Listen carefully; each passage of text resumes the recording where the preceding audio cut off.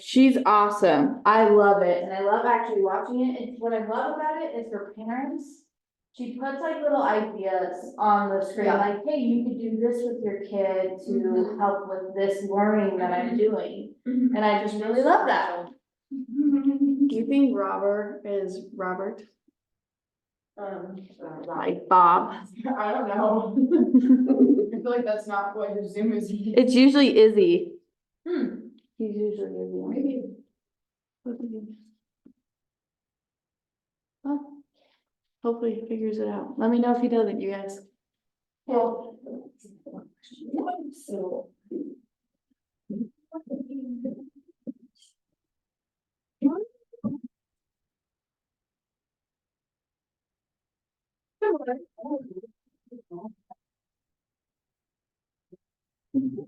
Yeah, no, this is what happened when you go, the eve before, one of my favorite. Breakfast is also good.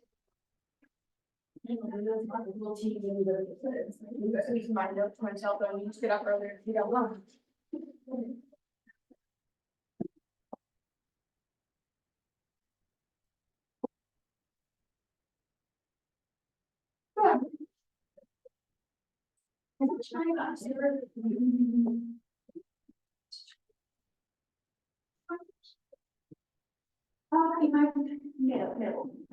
Oh, our skirt, that's right. Oh, I'm glad we did that, yeah. I was happy. It was like totally. Yeah, I said that. Once you say that, I did. Yeah, okay. Oh, be there.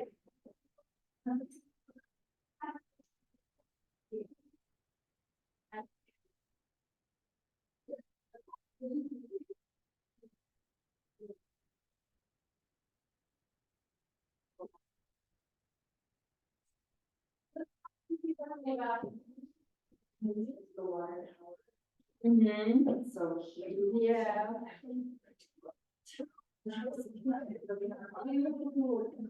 It's the little arrow right by the microphone on your computer. Yes, you are. I can see myself. Yeah. Did you guys have any leads from the open house on Sunday? I got one. So we'll see. They didn't, she didn't respond to me, but I'm gonna put her my agent. Yes, she happens. Yeah.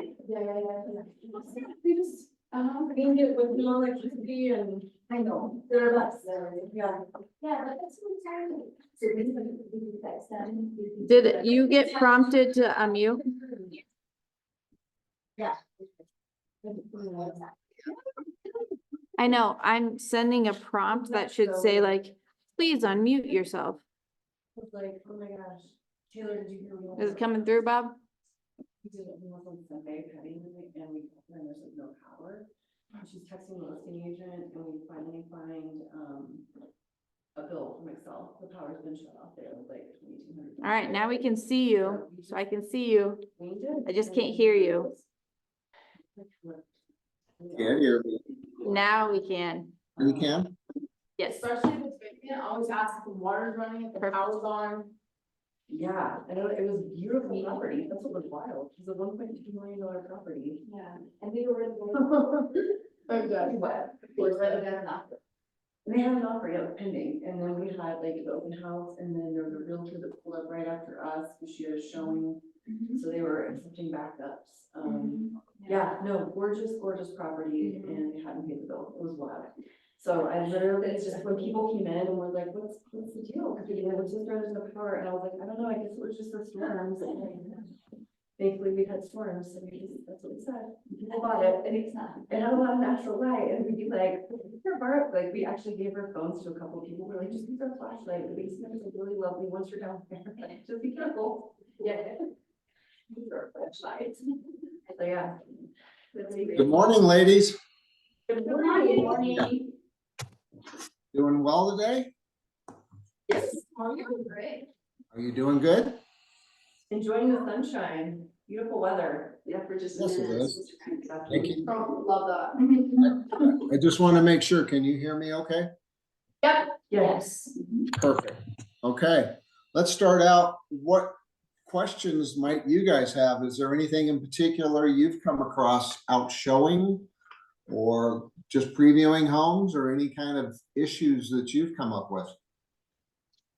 I feel like I noticed 3 weeks ago from coming to these classes.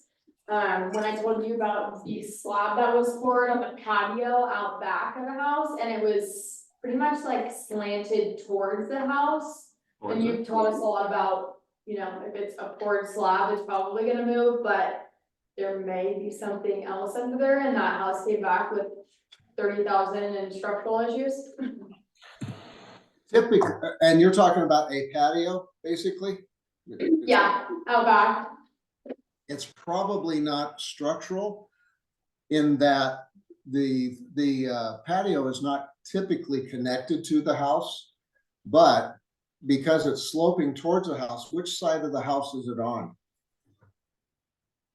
Is it north side? Is it- I should know this, but I don't.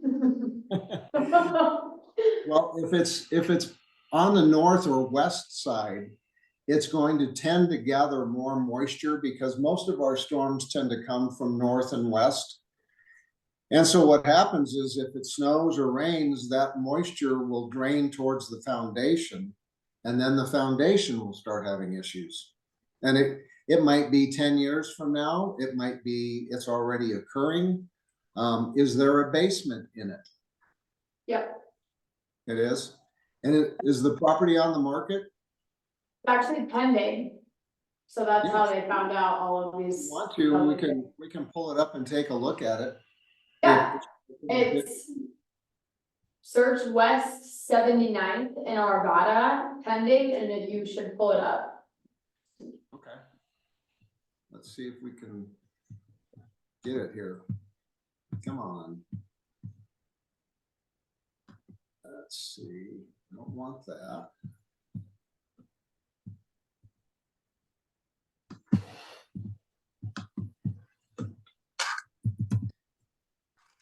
Just pull up and we'll just look at some listings. Well, Have you other ladies had any issues with anything?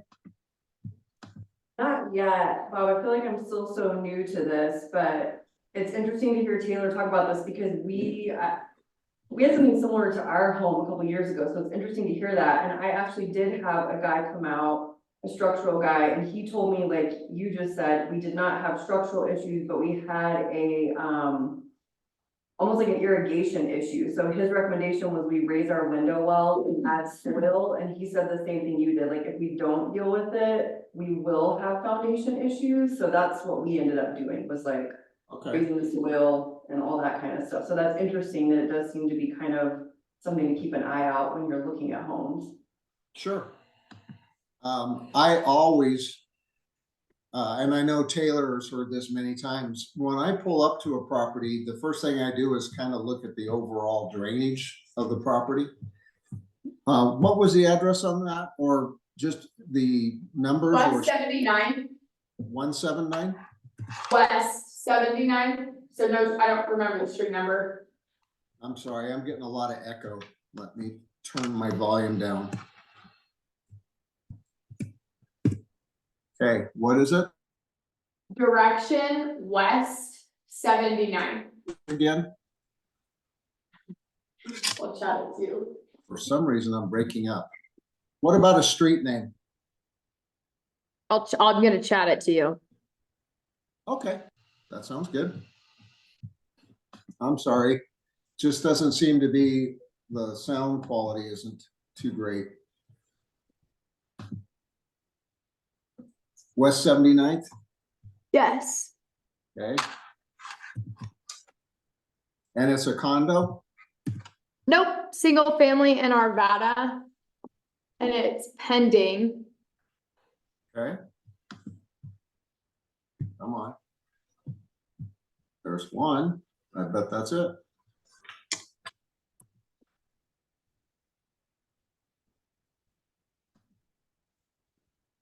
Big Oh, up. Parkway Estates. Okay, I used to live right around the corner, so. Let me just look at the orientation of the house itself real quick.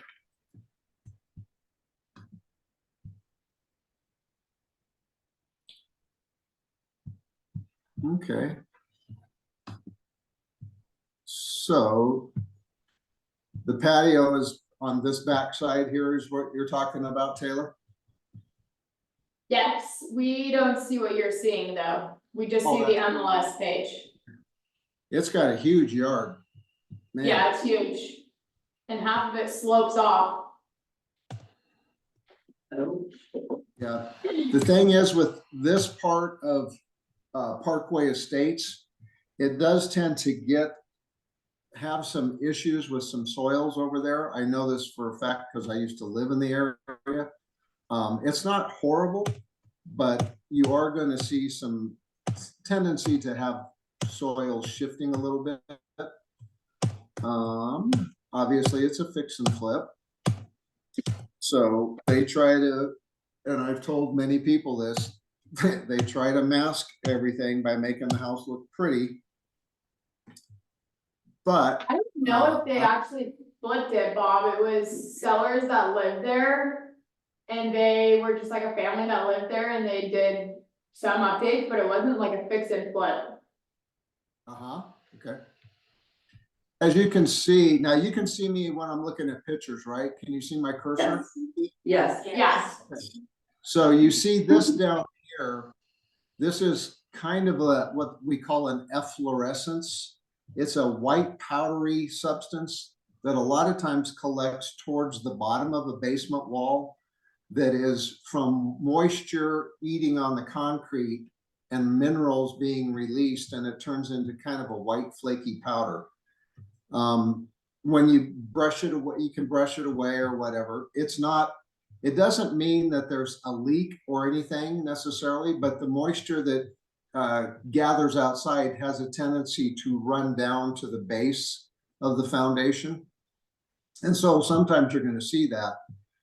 And if it's all over the place and there's cracks and there's efflorescence coming out of the cracks, then you know that there's moisture trying to penetrate in other places. These are some minor cracks here. It almost looks like somebody has tried to fill this in. Okay. Which is not unusual. Let's see, it's a pretty level lot. So you're saying that this porch sloped towards the house? So it's only the right sector you of can it. You see it. see where that lip is? Uh-huh. Yep. It basically was flat and then the bottom part sunk towards the house and And I the can part see that here- right here. Yeah. Right. And the good news on this, there's a couple of things. You could just it might not be as big a deal because the back of the house is facing east, so it's not going to tend to get as much snow. And it also has the covered patio, which is going to help alleviate moisture from getting in here. But it has over the years sunken. You can get a couple of things. There's companies called mud jacking, and you'll find all kinds of different mud jackers. Or I think a better system is a company called Liftech, Liftech. They don't use concrete. So what a mud jacking company does, and we can try to pull up a video, they drill a hole down through the concrete, and then they pump concrete and lift up the concrete. They pour in, and it pressurizes and it lifts up to where it would actually lift this up to where it's back to even. The problem with mud jacking versus Liftech, the mud jacking puts weight into the ground, and over a period of time, it's going to have a tendency to sink back where it was. Whereas Liftech is a foam, and it does not degrade down from moisture or anything, and it lifts up whatever needs to be lifted up. And it does an extremely good job, and oftentimes you can lift up front porches that are a very large front porch with lots of stairs. It's strong enough that it will lift up a couple 1,000 pounds easily. And it can save you from having to have maybe the whole, porch replaced, or a section of of concrete on the driveway, they can actually manipulate it. And if you have a driveway that's got a lot of different movement and cracks, they can kind of level it out without having to pour a whole new driveway. Now, it still might need to be done down the road, but it can be very helpful, especially if you have a listing and your front sidewalk is somewhat crooked and it is potentially a tripping hazard. Because when FHA and VA appraisers look at houses and they're appraising, especially VA is really picky on any kind of tripping hazard. So they could call this out. You might be under contract, already gone through inspection, everybody's happy, and the appraiser comes along and says, I want this repaired because it's a tripping hazard. And so now the seller either has to repair it, or they could say, I'm not going to repair it, you guys repair it. And if you can't come to an agreement, the deal could fall apart. Typically, when you get that far along, that's not going to happen, because people want the deal to go together once you've been through inspection and everything like that. But tripping hazards are a potential problem, especially with VA and some with FHA as well, like I said. So it's good to know about Lift Tech and their abilities. And if you go in on, I'd go in on YouTube and just type in Lift Tech, and you can see the kind of things that they can perform. It's pretty amazing what they can do by lifting up portions of sidewalks, porches, driveways, whatever, to make it so it is not a tripping hazard. So like, yeah, this part here is somewhat of a tripping hazard. It's pretty uneven, and this does slope a lot back towards the house. So Can I ask a question? yeah. This is Maggie. Just a quick question. If you saw something like this, and let's say it wasn't gonna go VA, because we know VA can be a little bit more stringent in their appraisals, would you recommend maybe having someone come out to take a look at the foundation? Not on this, I wouldn't, something like this, because like I said, a patio is not really part of the foundation. But when you're doing the inspection, you probably want to be very cognizant when you go down into the basement of looking to see if you see any signs of moisture penetration or any strong odor of that it's musty smelling. And a good inspector is going to be able to probably pinpoint if there's anything going on down there. I almost imagine that the laundry room that we were looking at there, or the furnace room, is maybe on the back wall, because oftentimes they are situated to the back of the foundation. And you've got the utility room and the washer dryer. So this is probably the wall that backs up to the patio. And that could be where it's getting some of this moisture, maybe this little bit of cracking and things like that. Taylor, when you were in the house, did you notice that the basement floor was heaving much or anything? Was heating? Was the basement floor moving, or did it seem like it had moved quite a bit or quite uneven? No, we definitely noticed it upstairs. That the floor was like, there was definitely some waves in it. Not the downstairs necessarily. I guess the basement bathroom was definitely a little bit lower when you were walking into it. Everything else was like kind of plush carpet and the rest of the basement, so I didn't notice anything else, no. Okay. So chances are, that it's that patio it probably really should be taken out and re-poured to make sure that you get a positive drainage away from the house. But it's probably not something most sellers are going to want to do. And why flippers or owners of property that do all this work to the inside and then they just leave the outside and they don't care about drainage. Drainage is the number one thing that you want to look at around a house. When you look at this house, when you pull up to it, overall, it's not bad. The older the house is, you're going to find that the lots were much, much more level than what builders build today. So when you go look at new homes, you're going to notice that drainage away from the house is always very prominent. And builders have a very specific diagram of how they are going to grate the lot and make sure that the water drains away from the house.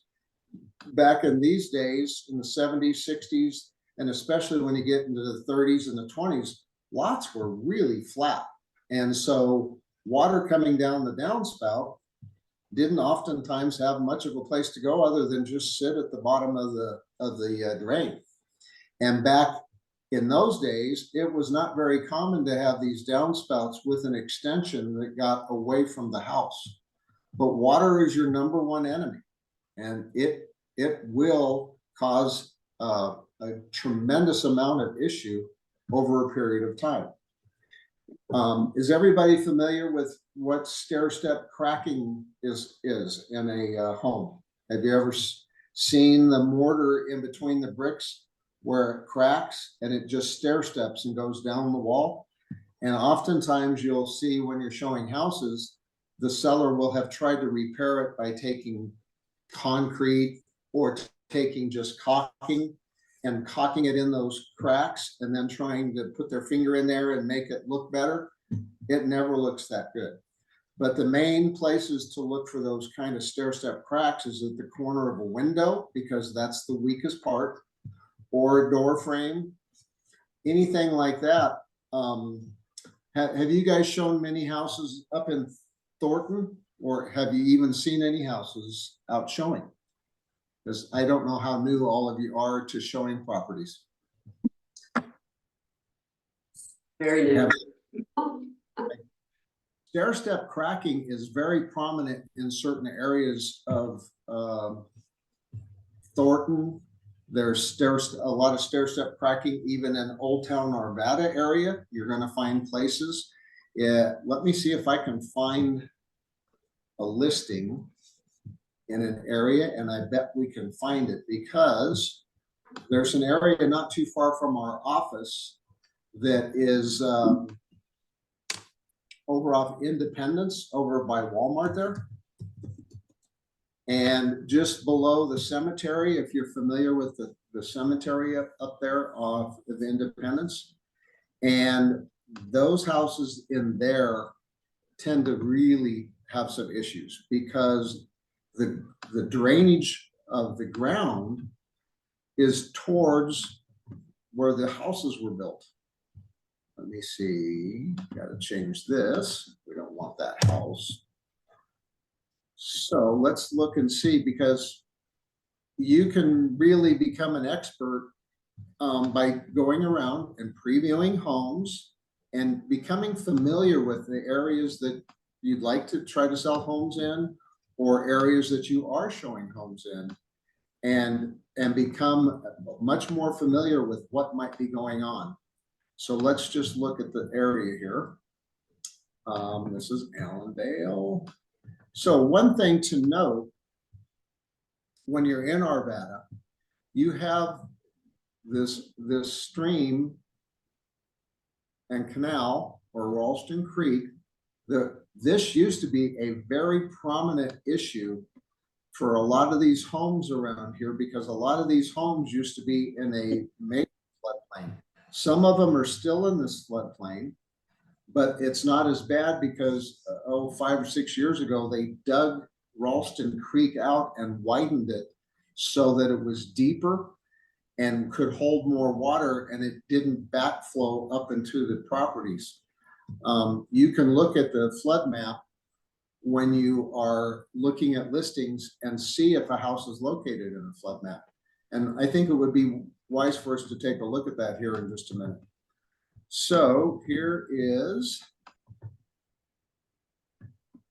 let's see, got to get on the north side. Allison, Garrison, Independence. Okay, the area I'm talking about is essentially, right up in here. And this is the cemetery. Are you guys familiar with the cemetery off of Independence? No? Okay, well, here's our office right down here. It's pretty much just straight down from us. And this house right here might have an example of some stair step cracking.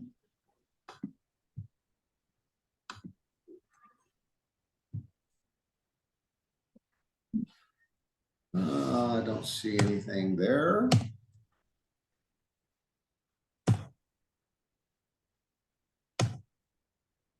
Nope. This house is kind of down on the flat part of this subdivision. So let me point this out to you. Anytime you're showing houses and there's a fairly steep hill running down towards the house you're looking at, or for example, houses up here at the top of the hill are not going to tend to have much moisture issues. These houses that are going down the hill, and you can't tell how steep this is, but this is a very steep street, these couple of streets here. And moisture comes from the cemetery and works its way down towards these houses. And I have been in some of those houses where you were kind of afraid to go into the basement because they were such bad condition. Let me see if I can close the ones there. Yeah, here's one that was at the top of the hill. It's obviously, oh yeah, it's a fix and flip. This house, I don't think it's going to show, and I don't know if you guys are ever used history, but when you're looking at a listing and you want to really see the truth about how long a property has been on the market, you want to go into the history and you can really check out how long that property was on the market. If it was on the market like a year ago and they got mad at the agent and they finally fired him and then they put it back on the market with somebody else. But you can look under the history and find out a great amount of information on the property. This is also where you can pull up flood maps and everything. So you see that down below where I was pointing out where Ralston Creek goes through, these houses are all in the floodplain. Anything that touches this purple area.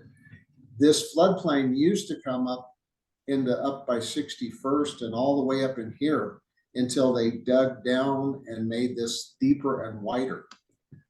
But you can pull up the flood map on every listing. So when you go to look at houses, it's a very wise thing to just not only look at the listing, but then look over at the history and then go over to the flood map and make sure there's no flood issues in that area where you're showing.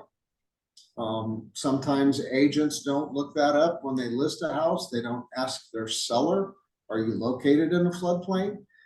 They just assume that everything's cool and there is no problem. But I can tell you that this area has been hit pretty hard, and there have been some floods. And in fact, last year, I was driving home from work and I take the back route home, and there's a road, Brooks Drive comes right along here and then curves north on Holland Street.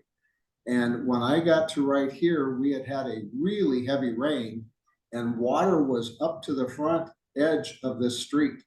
I was in about a foot of water, and there were big trees along here that had broken and were leaning way over. And there was people walking along this path over here. Water got all the way up towards the street up here. So it is still an issue over in this area that, you know, there can be some water problems. And you're going to see that when you're looking at the city in whole, that there is a lot of areas where there are flood zones. And it doesn't do it from this far out, but when you're looking and you go and you zoom in, then it will show you the flood zone for that property or that area. Like that, okay? So a very good thing to do. There is also a legend that tells you about the flood zone, what type it is. If you're not sure if it's something that you need to be concerned about, you can always give David in our office with Altitude Insurance. You can give those a call and they'll be glad to look it up and see if it actually is in a flood zone and it's going to cost extra money to for your property insurance, for flood insurance. So flood insurance can be about the same price as hazard insurance, so it could double the amount of money going out of the buyer's pocket when they're looking at their mortgage. Bob, I noticed when you were on the listing piece of it, it did show that it was in a flood zone X. Mhm. Yep. So that would be considered, they would need flood insurance, is that correct? It would be considered what? Would they need flood insurance based on that? Would it would be considered in a flood zone? Is that what you're saying? No, it's, I noticed on the listing that you just Oh, had okay. pulled up a few minutes ago, it showed that it was it showed flood zone X is what it showed. So if you go down, I think a little bit more in the, where was it? I saw it. This one? Yeah, it was on there. I'm just trying to think of where I saw it. But it might have been in the history section when you were looking at the history. Okay, let me I pull could up be this. wrong. Or in the flood area, or the flood map. Yeah, the flood map is, it's when you go, your listing is here, then you've got these tabs at the top. And Right, this is where you find the flood maps and the correct. parcel map. Okay, Yeah, but somewhere in there, it showed that it was in a flood zone X. let's see. There it is. See up at the top? It's in this area, which is not a serious zone. It's out of a special flood zone. You can see here, special flood hazard area out. Okay, Okay, right, that's what I was referring to. right. The purple and the yellow are the areas that you have to be concerned with. Gotcha. Okay, I'm Thank sorry. you. No, that's fine, thank you. It's just a little hard to, now another thing that's very nice to have when you go show properties. And I go and print out a lot of things because I'm old school.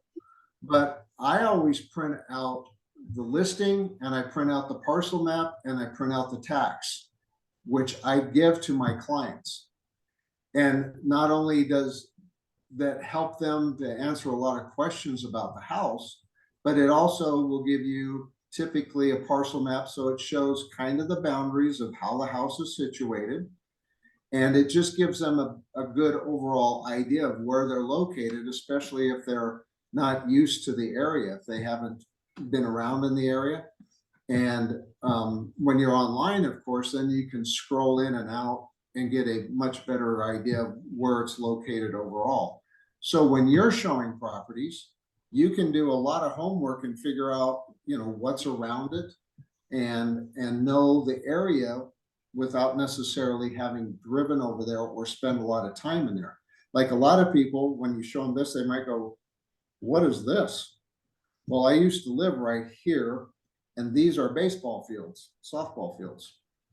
From the sky, it looks a little bit odd. It almost looks like maybe a farmer is farming there. But when you zoom in, you can then tell they're baseball fields. Well, one thing that these people that lived in the condos and they didn't know is in the summertime, this place is open till 10 o'clock at night and there's bright lights and it's pretty noisy and they may not want to have that noise and you may not even realize it while you're showing in the middle of the day. So it's a good idea to just do a little bit of checking and find out what you can find out before you get there. Just to give them a little bit of extra information that maybe they don't realize or you don't realize when you're driving through an area. Another thing that I tend to look at is if I see an area where there's maybe a space and there's no houses on it, I look for power lines that are backing up to homes. Now, I know there's no power lines here. This is just a big open park. I used to walk my dog here every day. But when I'm looking in areas that I'm a little bit unfamiliar with, I try to scope out to see if there are any power lines, so that if I do see something, I will call up my buyer and say, hey guys, this house at 1234 Main Street backs right up to a big power line. Do you even want to go see it? And a lot of times people will say, no, I don't want to back up to a power line. It can be a health issue. It could be a safety issue. And some people are going to say, oh, we don't care. We want to see it. Great. But at least you're ahead of the game and you've kind of brought that to their attention. Right? So. Yeah, because I know on an appraisal would mark that as functional obsolescence, They could. having power lines. Yep. Not everybody wants power lines. And I think people should be a little more, not afraid of them, but I think you want to, it's definitely when the market's softer and you pull up to a house and there's power lines behind it, people are going to pretty much foo-foo it and say, I don't even want to look. Where the market's a real hot market like it was a couple years ago, people were buying houses if they sat in the middle of I-70. You know, they just wanted to get a house. But you want to be aware of where you're showing. And so it's a very good thing to be able to look around at the listing and get an idea of what's going on. Look at the history of it and check it out and see, you know, how it's kind of been coming along. You can also come down here and you can look for to see if it's been a foreclosure at any time, because it will show up as a, in fact, I have a listing that I'm going to be listing in the near future. And it was sold as a foreclosure, and my client, I didn't sell him the place, but he didn't realize that it was a foreclosure before he bought it. And you can kind of sense a lot of problems with properties, because when I was doing foreclosures for a bank, I would say 30 to 40% of the foreclosures I was in had some kind of problem with meth being cooked in them or had been cooked in them. And you may want to suggest to your clients if they go under contract, that ahead of time, they probably want to get a meth test, because that stuff, if it's not been mitigated, hangs around for a long time. And there were many properties that I saw that the company I worked for didn't take over, but the flippers bought them and they flipped them, and I can guarantee you they didn't mitigate them, because it costs a great deal of money to do so. Now, not get off track, I just wanted to look at this house and see if this house had any kind of issue with stair step cracking. One thing you'll note, they've painted the brick. Well, painting brick is typically some kind of a sign to me that they're trying to hide something. Because if they had stair step cracking in here and they've kind of patch it and then paint it, you can't see it. Now, I don't know if you can see there, but to see the difference in color from this brick to over here, Yeah. there's a little bit of difference. So this could have been an addition, or it could be that there was a problem there and they had redone some things with it. But the other thing that I see here, you see how this sidewalk is sunken right there and there's a crack? Yes. Anybody have an idea what that could be? Water? Sewer line. Go. Sewer lines tend to come out to the street, and they tend to come out somewhere in the middle-ish of the home. And a lot of times the sidewalk, if the sewer line is leaking a little bit over a period of years, it compromises the soil underneath and the sewer line will kind of sink, okay? And a lot of times you'll see a little bit of a bowl shape in the land, in the front yard. But this is oftentimes a problem because of a sewer line. So that could be a mental note to yourself to ask, you know, if they don't have anything in the listing about a new sewer line or anything, or having had it scoped recently, that you can check it and try to find out ahead of time. And you would highly, highly, highly recommend to your buyer that they get this scoped if they go under contract. Okay. A lot of times what I will do, especially for VA and FHA buyers, because they're a little bit lower on money, a lot of times buyers will say, well, we'll get the home inspected, but we're not worried about the sewer line. I'll say, do you mind if I just pay and I'll get the sewer line scoped for you? Because I don't want this to become an issue to them down the road. It's $175 to get an impartial judge of the report and the scope to make sure that the property's okay. And a lot of people used to never 20 years ago, it was rare that people checked the sewer lines. Now it's common. I would say 75, 80% of buyers are doing it. And all inspectors, they either offer it themselves or they have a third party that will do an inspection.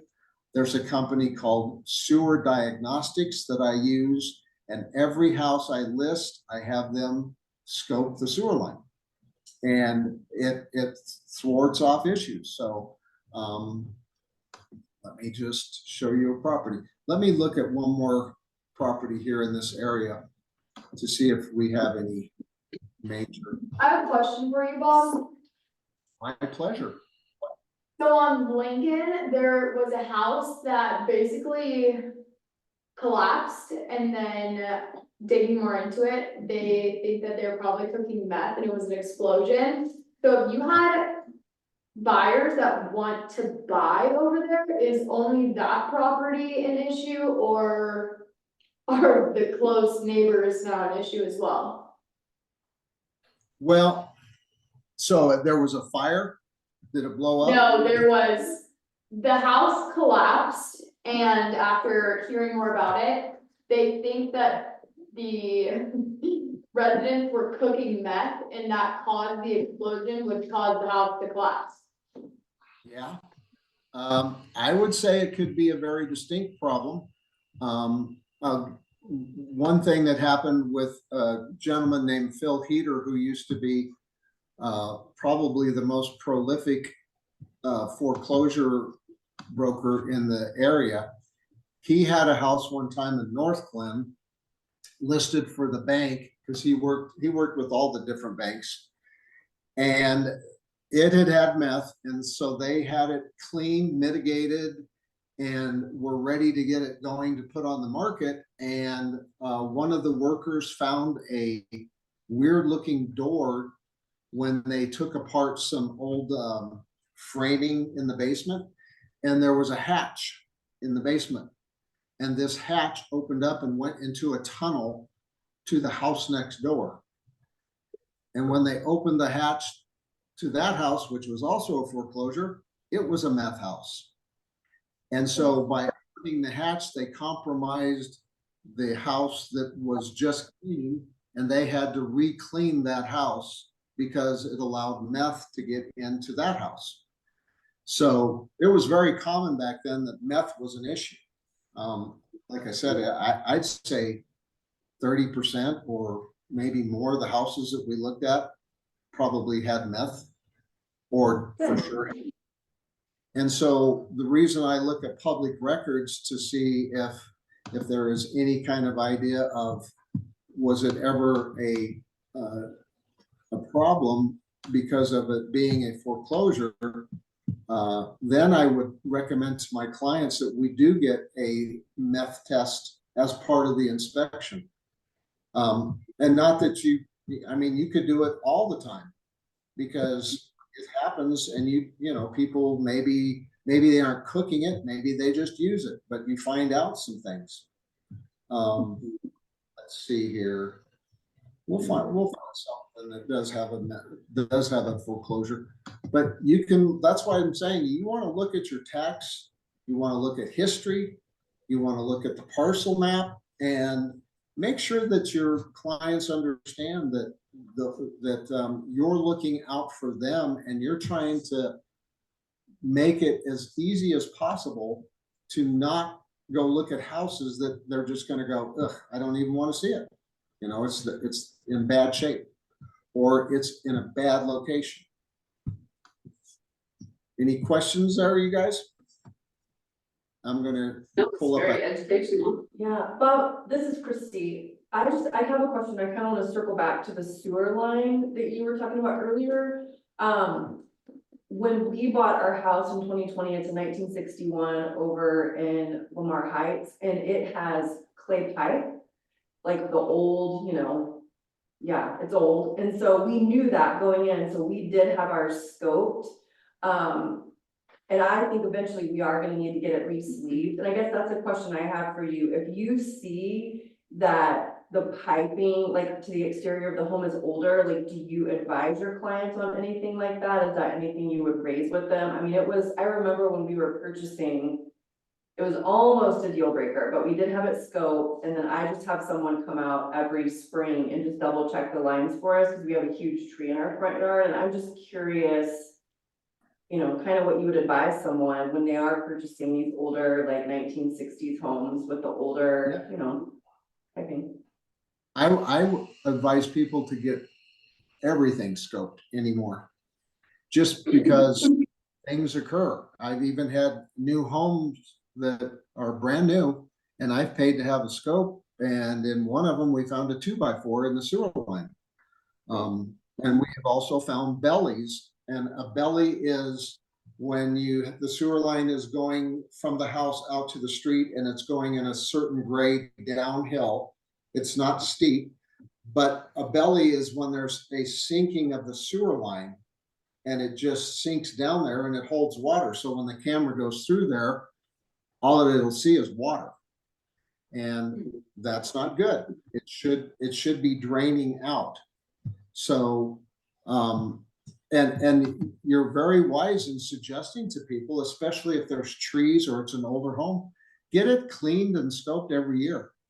It's a very, very nominal thing to do. It's a couple $100 to have it scoped and It's not a cleaned. lot. Yeah, it's on my spring list every year, and I'll tell you how I figured it out. It's because about a year after we bought, the tree roots got in and we had sewer backing up into our boiler room, and that was fun. So it's on my spring list now. Yeah, it's an important thing. So here's a house I have listed right now over just to the east side of Wadsworth in Arvada. You got So- anyone doing an open house on this weekend? Maybe. Yeah, it's a very, very cute house. I paid to have the sewer line scoped. And lo and behold, there was 2 breaks, not total breaks, but there was 2 offsets in the sewer line. One was about right here and one was out in the street. Well, fortunately, they don't have concrete there. Their concrete driveway is over here, but this is just dirt, but where they've got this system to park on. So they had to dig up from here out into the street, and that was $6,200 in order to have it repaired. Okay. Now, had we not known about this until inspection, then the seller is under contract and the dollar amount is already decided of what you're under contract for. And it's hard to say, the seller goes, wow, I didn't expect this. And now we're going to be really tight on our budget because they're moving out of state to go find a house in another state and not have as much money in their pocket. So they went ahead and fixed it now before we ever even went on the market.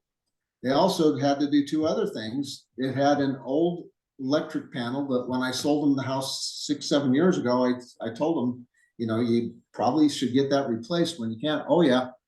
Well, they didn't. And I know that it would become a problem because there's 2 electrical panels that are a big time problem. And there's others, but there's a electric panels called Federal Pacifics and Zinsco, ZINSCO, I think it is. This had a Federal Pacific panel, old, tiny. When we opened it up, there was some definite singeing inside that had happened from wires, not being connected well. So they paid about $4,800 and had new electrical panel put on. Okay.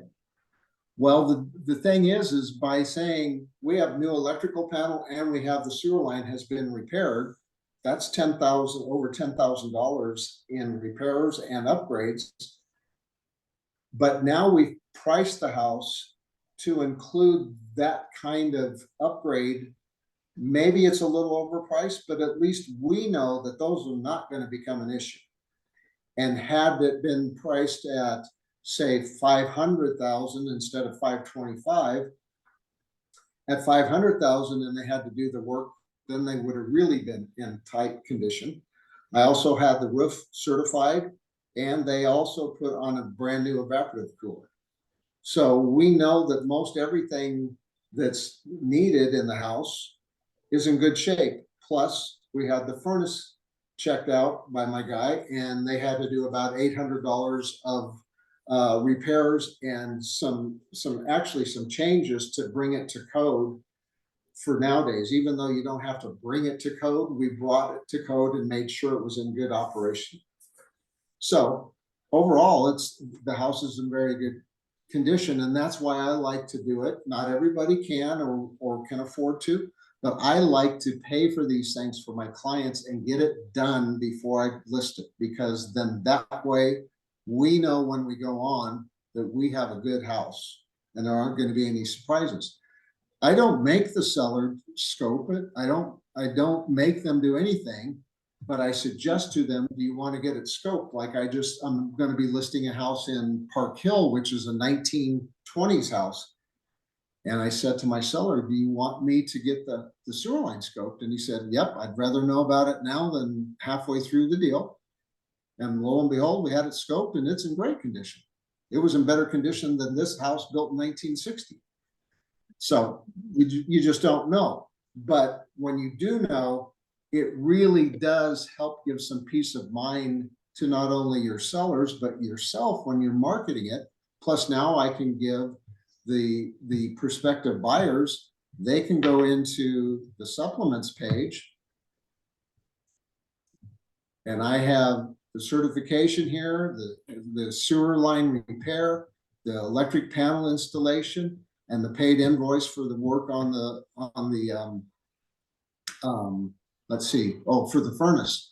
The only thing I'm missing that I'm getting done is I'm having a cleaning of the sewer line and a rescope to show that it's all nice and clean now. Even though, because when they do a repair, they aren't cleaning the line, they're just repairing the bad parts of it, okay? And if anybody wants to, I can show you what a sewer line report looks like. Let's see here. Let me try to find it.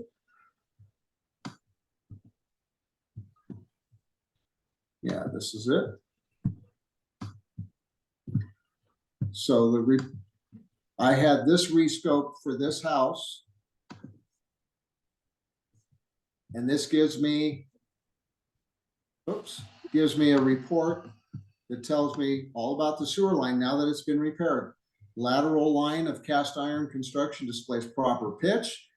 It could not be determined due to the lack of material change. They couldn't tell what the transition material was, but that's not a big deal as long as it's all solid. And the cast iron construction shows proper pitch.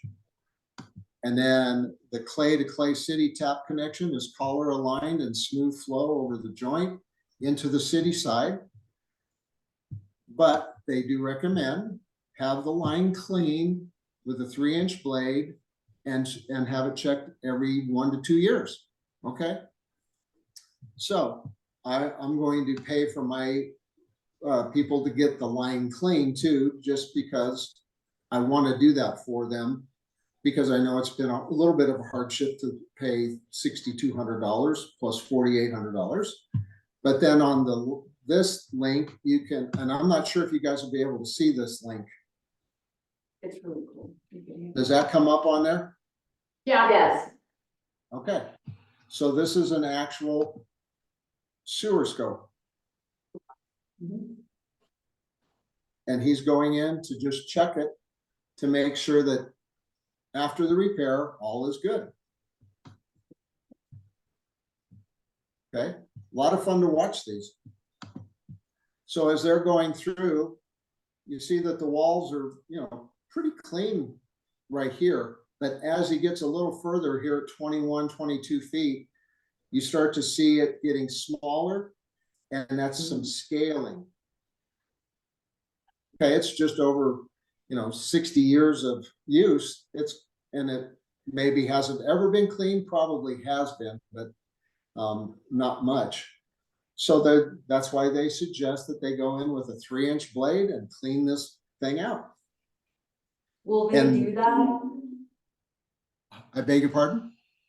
Will they do that for an additional fee? Will they clean it? Sewer Diagnostics does not, and the reason I use Sewer Diagnostics is because they're a third party. And because they don't do repairs, then they don't try to find problems so that they have to fix them. They just give you a succinct report and video and says, here's what you have, here's what we suggest. They don't have to, right?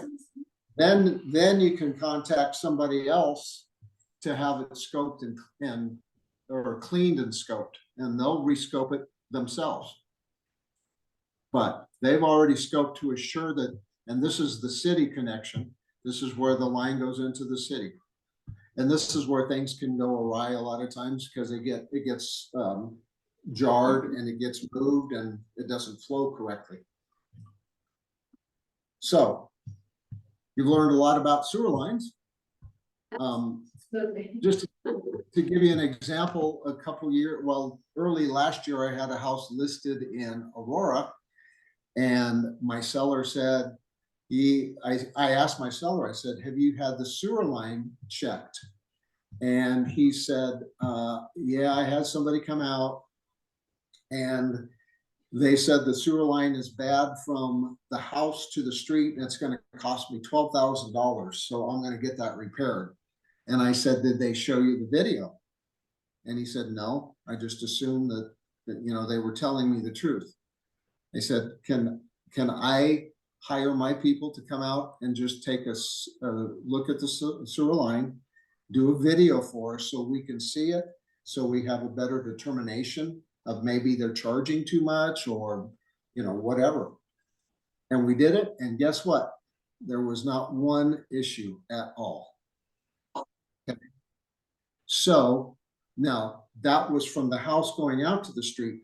Now from the outside going into the house, there was a little bit of a belly on the plastic plumbing that went out from there to the sewer line.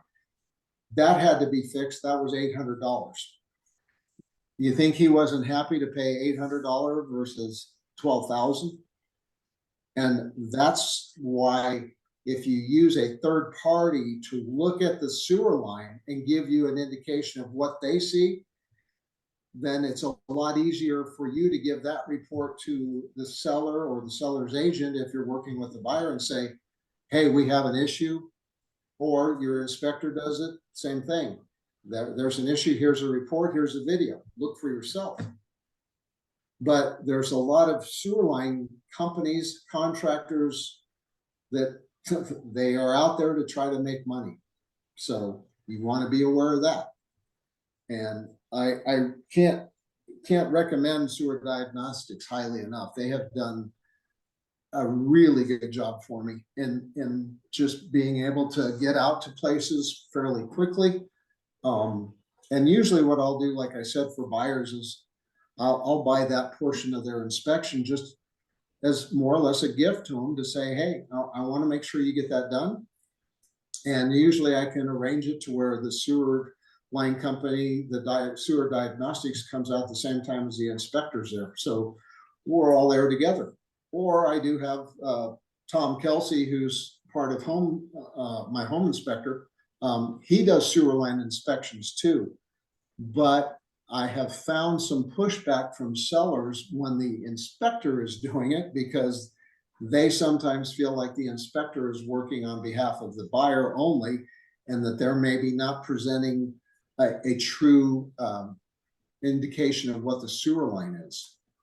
Not that Tom would ever do that, because the scope pretty much tells the story. But also, if it's a little bit bigger house, it can save some time, because sometimes sewer scopes can take a half an hour or 45 minutes. And it makes it quicker and easier to get in and out of the house if he's doing the house and the sewer line company comes and does the inspection and gets it all done at the same time. Make sense? Yeah, absolutely. Thank you.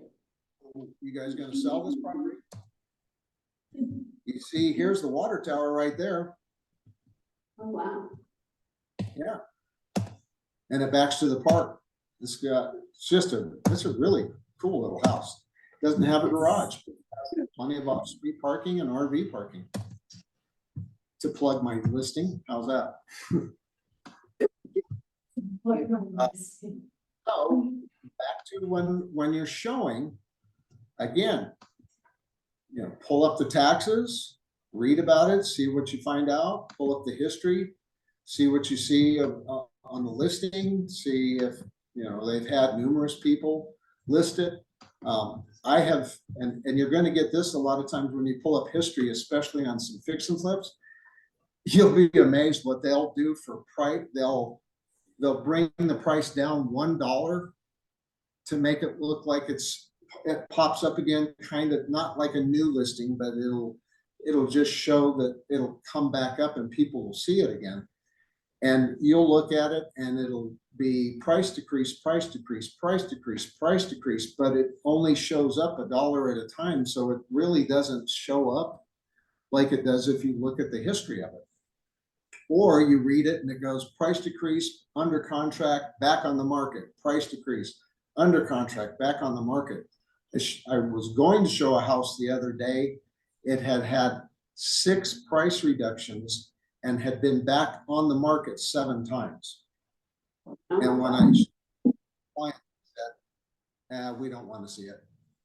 Yeah, something's wrong, right? When they've been under contract that many times and had to put it back on the market.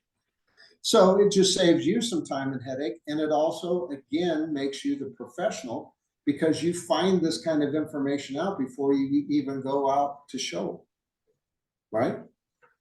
And another thing is just like when you're showing a house, and if you're not familiar with the area, you can find out if the house backs up to a busy street, or if it's close to the highway, or again, power lines happen to show up. Because if you see an area that's pretty much just field and it's maybe 50, 60 feet wide and it's running behind houses, it could be a green belt, but it could also be power lines. So just try to take a look at the photos of the house.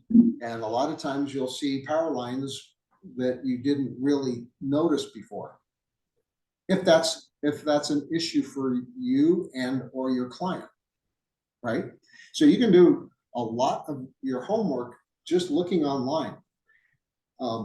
And I think that a lot of times agents just look at the pictures and how pretty it is or not pretty and that, but you can find out a lot of things about the houses. I know Taylor's heard me preach this before. I do a lot of homework looking at the photos and the tax information and the parcel map and stuff before I ever go show, so that I don't show properties that aren't really worth taking a look at. And I clarify it first with my client and say, I found this issue with this house and it's within a couple hundred feet of a major highway, or it's within a couple hundred feet of some commercial buildings or whatever. And it makes a difference, because now you've brought out some information to them that they might find very beneficial. And I'm not sure on can you guys see the map if I pull it up? You can't, can you? Yeah, Or can you? if you pull it up. See this right here, this ruler? Right down here in the lower left corner? I don't know. No, it's not pulling it. It's not pulling it It's not showing. now. Ruler down here, if you click on it, you can measure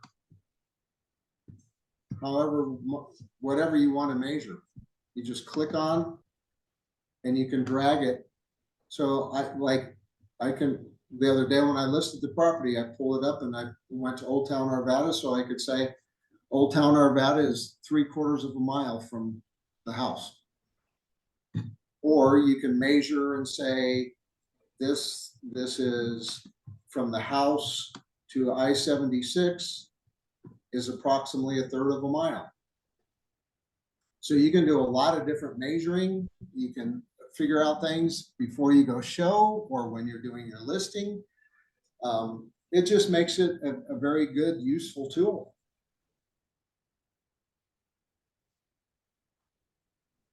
So play around with the MLS a lot, I would say, and I would also say, go preview homes, go look at them. It doesn't matter if you have a client for that particular area or that particular house. The more homes you see, the more experience you're going to gather and the more you're going to have questions.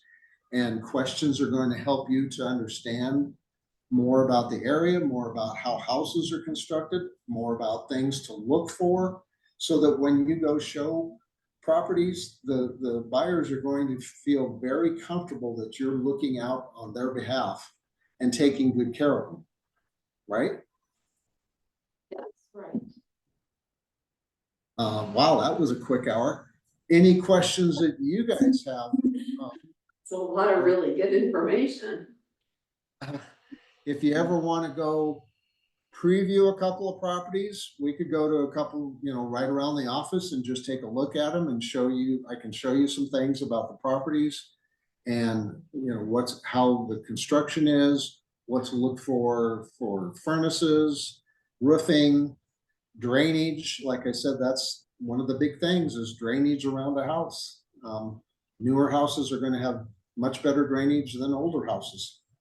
It's just the way it was. They didn't build them and they didn't grade the soils the way they do now. So when you're showing old houses down in Denver, typically you're going to find a lot of concrete that slopes towards the house or negative grading or problems that could exist because of that. That's a Okay. great suggestion, Bob. I really like that idea. Okay, good. I don't know if you all have my phone number, but I'm going to give it to you just in case. So if you ever have questions, it's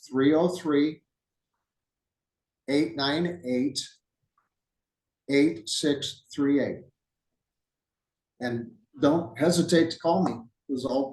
If I don't answer, I will call you back. And as some of you know, I'm in the office typically at 5:30 in the mornings. That's when I do a lot of my work on the computer, looking at listings, looking at future listings of whatever. So Bob, is there a time, would you prefer an email to maybe schedule to go out and? Yeah, that would be good. Bob, have it, would you be available this Friday when we do our preview times from 10 to 12? oh yeah, do you do that every Friday or every other? Yes. Do you want to join us this Friday?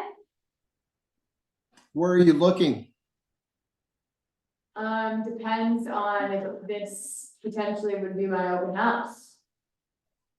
Well, cool. What time are you going? 10 to 12 is what we have blocked out on Fridays for previews. Okay. And then I'm currently looking for an open house for Saturday and Sunday, so I would take a look at this guy and all of its comps on Friday.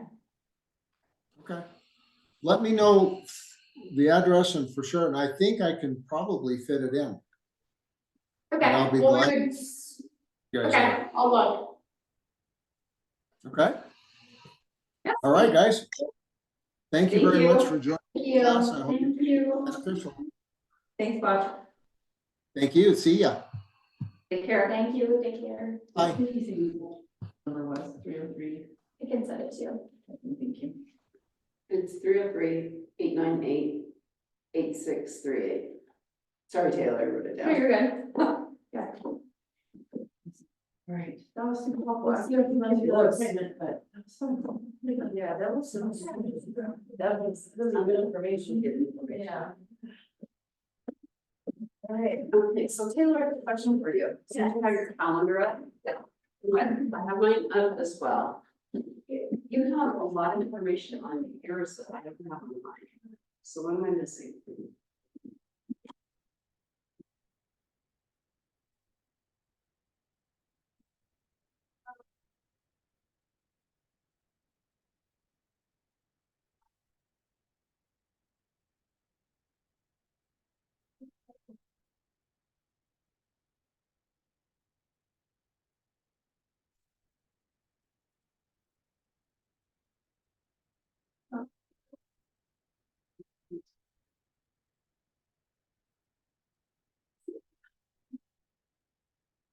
Yeah, you got it. This guy is everything that I have, but I also, you can change the color if you want to, or leave it to whatever. Let's choose color.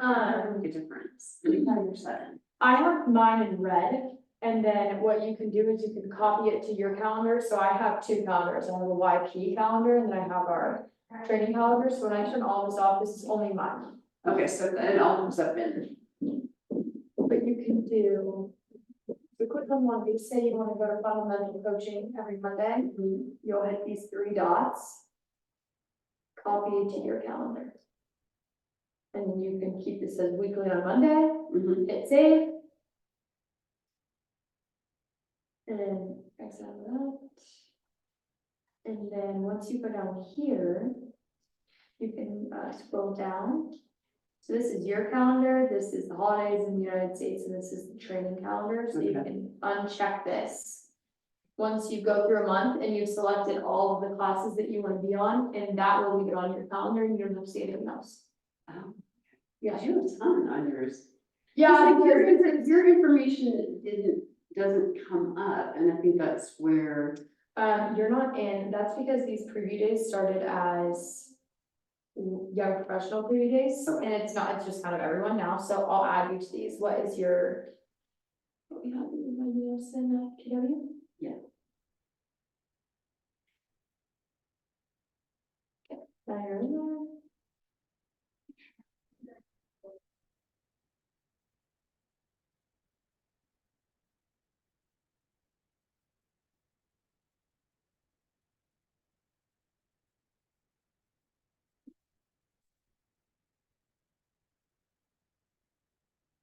Well, so not to pop up, you can hit yes to that.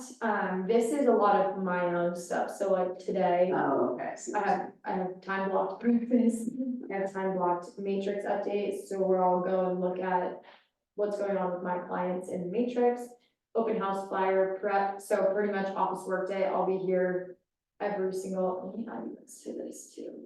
Well, that's the one that I think I was a little bit more curious about, because that one I don't see, and I don't think Anna saw it on yours either. I just added all of you onto it.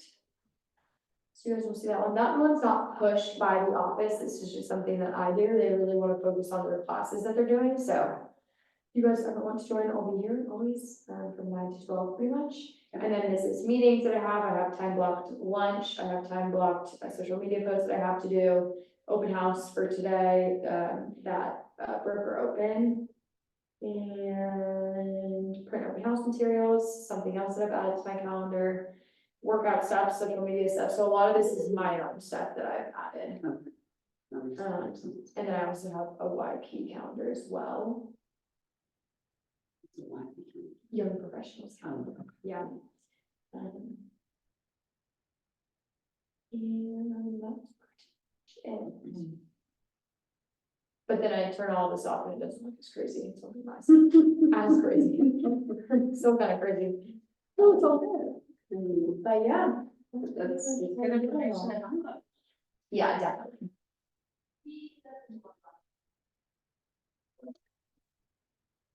So is he gonna let me go up and have some for Friday? Yes. Ask me.